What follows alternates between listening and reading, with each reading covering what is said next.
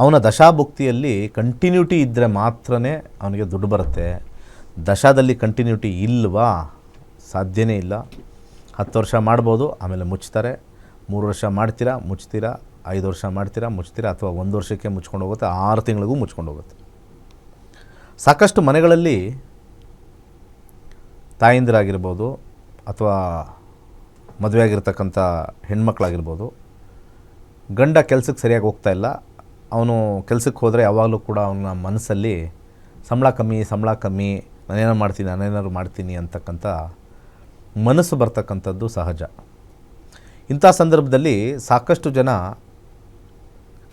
ಅಲ್ಲಿ 15-20 ಸಾವಿರ ಬರ್ತಕ್ಕಂಥದ್ದನ್ನು ಹಾಳು ಮಾಡಿಕೊಂಡು ಗಂಡು ಮಕ್ಕಳು, ಎಸ್ಪೆಷಲಿ ಗಂಡಂದಿರು, ಏನೋ ವ್ಯಾಪಾರ ಮಾಡ್ತೀನಿ, ನನಗೆ ಹೆಂಗಾರು ಮಾಡಿ 2 ಲಕ್ಷ ಕೊಡಿಸು, ಅದು ಕೊಡಿಸಿ, ಇದು ಕೊಡಿಸು, ಅಲ್ಲಿ ಸಾಲ ತೊಗೊಂಬ, ಇಲ್ಲಿ ಸಾಲ ತೊಗೊಂಬ ಅಂಥೇಳಿ 2 ಲಕ್ಷ, 3 ಲಕ್ಷ, 5 ಲಕ್ಷದಲ್ಲಿ ತೊಗೊಂಬಂದು ವ್ಯಾಪಾರ ಮಾಡಿ ಕೈ ಸುಟ್ಕೊಂಡು ಮತ್ತೆ ಆ 2 ಲಕ್ಷನ ತಲೆ ಮೇಲೆ ಹಾಕ್ತಕ್ಕಂಥ ಗಂಡಸರು ತುಂಬ ಜನ ಇದ್ದಾರೆ.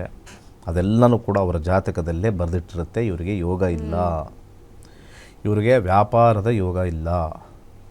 ಸೊ ಸಾಮಾನ್ಯವಾಗಿ ಮಾರ್ಕೆಟಲ್ಲಿ ಏನಾಗುತ್ತೆ, ವ್ಯಾಪಾರದಲ್ಲಿದ್ದೀವಿ, ಅಭಿವೃದ್ಧಿ ಆಗೋಕ್ಕೆ ಏನಾದರೂ ಒಂದು ತಂತ್ರ ಮಂತ್ರ, ಏನಾದ್ರು ಒಂದು ಪದಾರ್ಥ ಕೊಡಿ ಅಂತ ಹೇಳಿದಾಗ ಜಾತಕದಲ್ಲಿ ಏನಾದ್ರು ಸ್ವಲ್ಪ ಸುಮಾರಾಗಿದ್ದರೆ ಕೊಡ್ಬೋದು. ಜಾತಕದಲ್ಲಿ ಏನೂ ಇಲ್ಲ, ಎಲ್ಲ ನಿರ್ಣಾಮ ಅಂದರೆ ಏನೂ ಕೊಡೋಕ್ಕಾಗಲ್ಲ. ಜಾತಕ ಉತ್ತಮವಾಗಿದ್ದಾಗ ಅಲ್ಲಿ ಆ ಗ್ರಹ ಯಾವುದು ಸ್ವಲ್ಪ ಎನ್ಹ್ಯಾನ್ಸ್ ಮಾಡೋಕ್ಕೆ ಕೊಡ್ಬೋದೇ ಹೊರತು ಕಂಪ್ಲೀಟ್ ಶಟ್ ಡೌನ್ ಯಾವ ಪರಿಹಾರನೂ ಇಲ್ಲ. ಶಟ್ ಡೌನ್ ಅಂದರೆ ಸುಮ್ಮನೆ ಕೆಲಸಕ್ಕೆ ಹೋಗ್ಬೇಕು ವಾಪಸ್ಸು, ಇಲ್ದರೆ ಯಾವ್ದಾದ್ರು ಊರಿಗೆ ಹೋಗ್ಬಿಟ್ಟು ಸುಮ್ಮನೆ ಅಲ್ಲಿ ಯಾರು ಊಟ ಹಾಕ್ತಾರೆ, ಅಲ್ಲಿ ತಿನ್ಕೊಂಡಿರಬೇಕು. ಎಲ್ಲರೂ ಬಿಸ್ನೆಸ್ ಮಾಡ್ತಾರೆ, ನಾವು ಮಾಡೋಣ ಅಂತ ಕೈ ಹಾಕೋಕೆ ಹೋದ್ರೆ ಬರ್ದಿಲ್ಲ ಅಂದರೆ ಈ ಥರ ಕೈ ಸುಟ್ಕೋಬೇಕಾಗಿರುತ್ತೆ. ಇನ್ನೊಂದು ಪ್ರಾಬ್ಲಮ್ ಇದೆ, ಒಂದು ಬಿಸ್ನೆಸ್ ಮಾಡ್ತಾರಲ್ಲ ಅಲ್ಲಿಗೆ ನಿಲ್ಲಲ್ಲ ಅವರು, ಇನ್ನೊಂದು ಸತಿ ಬಿಸ್ನೆಸ್ ಮಾಡೋಕ್ಕೆ ಹೋಗ್ತಾರೆ, ಬೇರೆ ಬಿಸ್ನೆಸ್ಸು, ಅದು ಸರಿ ಹೋಗಿಲ್ಲ ಇನ್ನೊಂದು ಟ್ರೈ ಮಾಡಿ, ಇನ್ನು 3ನೇ ಸತಿ ಹೋಗ್ತಾರೆ. ಅಷ್ಟರೊಳಗಡೆ ಕೊನೆಗೆ ಕಿಡ್ನಿ ಮಾರ್ಕೊಳ್ಳೋ ಪರಿಸ್ಥಿತಿ ಬಂದ್ಬಿಡ್ತೀರ. ಯಾವ ಕ್ರಿಸ್ಟಲ್ಸು, ಯಾವ ಉಂಗುರ, ಯಾವ ರುದ್ರಾಕ್ಷಿ, ಯಾವ ಯಂತ್ರಗಳು ನಿಮ್ಮ ಜಾತಕದಲ್ಲಿ ಫಸ್ಟ್ ನೋಡಿ ಕೊಡಬೇಕು. ಜಾತಕ ನೋಡ್ದಲೇ ಕೊಡ್ತಾರಲ್ಲ ಅದು ವ್ಯಾಪಾರ ಅವ್ರದ್ದು. ನಾವಾದರೆ ಜಾತಕ ನೋಡಿ, ಇಲ್ಲ ನಿಮಗೆ ಬಿಸ್ನೆಸ್ ಇಲ್ಲ, ಆಗಲ್ಲ, ಕೆಲಸಕ್ಕೆ ಹೋಗಿ ಅಂತ ಹೇಳ್ತೀವಿ. ನಿಮಗೆ ಬಿಸ್ನೆಸ್ ಇದ್ದರೆ, ಸರ್ ನಮ್ಗೆ ಅದೊಂದೇ ಇರೋದು ಲೈಫು, ಬಿಸ್ನೆಸ್ ಇದ್ದರೆ ಸದ್ಯಕ್ಕೆ ಸ್ವಲ್ಪ ಲೋ ಇನ್ವೆಸ್ಟ್ಮೆಂಟ್ ಮಾಡಿಕೊಂಡು ಒಂದಷ್ಟು ವರ್ಷ ಆದಮೇಲೆ ಮತ್ತೆ ಜಾಸ್ತಿ ಮಾಡಿ, ಯಾವ್ಯಾವ ಟೈಮ್ ಬರುತ್ತೋ ಅದೆಲ್ಲ ಹೇಳ್ತೀವಿ. ಒಬ್ಬ ಜ್ಯೋತಿಷಿ ಗೈಡ್ ಆಗಿರಬೇಕು. ಅದು ಬಿಟ್ಬಿಟ್ಟು ನೀವು ಈ ಉಂಗುರ ಹಾಕ್ಕೊಳ್ಳಿ, ಇದನ್ನು ಯಾವುದೋ ಒಂದು ಪದಾರ್ಥ ಇಟ್ಕೊಂಬಿಡಿ, ನಿಮಗೆ ಕೋಟಿಗಟ್ಟಲೆ ಬಂದ್ಬಿಡುತ್ತೆ, ಈ ಒಂದು ಕ್ರಿಸ್ಟಲ್ಸ್ ಹಾಕ್ಕೊಂಬಿಡಿ, ಪೆಂಡೆಂಟ್ ಹಾಕ್ಕೊಂಬಿಡಿ, ಈ ಕ್ರಿಸ್ಟಲ್ ಹಾಕ್ಕೊಂಡ್ರೆ ಹಂಗೆ ಬರುತ್ತೆ ಹಿಂಗೆ ಬರುತ್ತೆ ಅಂತಕ್ಕಂಥದ್ದು ಮಾಡ್ತಕ್ಕಂಥವ್ರು ವ್ಯಾಪಾರ ಚೆನ್ನಾಗಾಗತ್ತೆ ಹೊರತು ಹಾಕೊಂಡವ್ರದ್ದು ಯಾವ ವ್ಯಾಪಾರನೂ ಉದ್ಧಾರ ಆಗಲ್ಲ.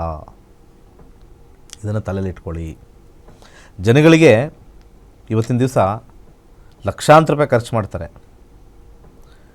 ಏನೋ ಒಂದು ಉಂಗುರನೋ ರುದ್ರಾಕ್ಷನೋ ಒಂದು ಕ್ರಿಸ್ಟಲ್ಸೋ ಹಾಕ್ಕೊಳ್ಳೋಕ್ಕೆ ಒಂದು 3,000, 4,000, 5,000 ಖರ್ಚು ಮಾಡ್ತಾರೆ.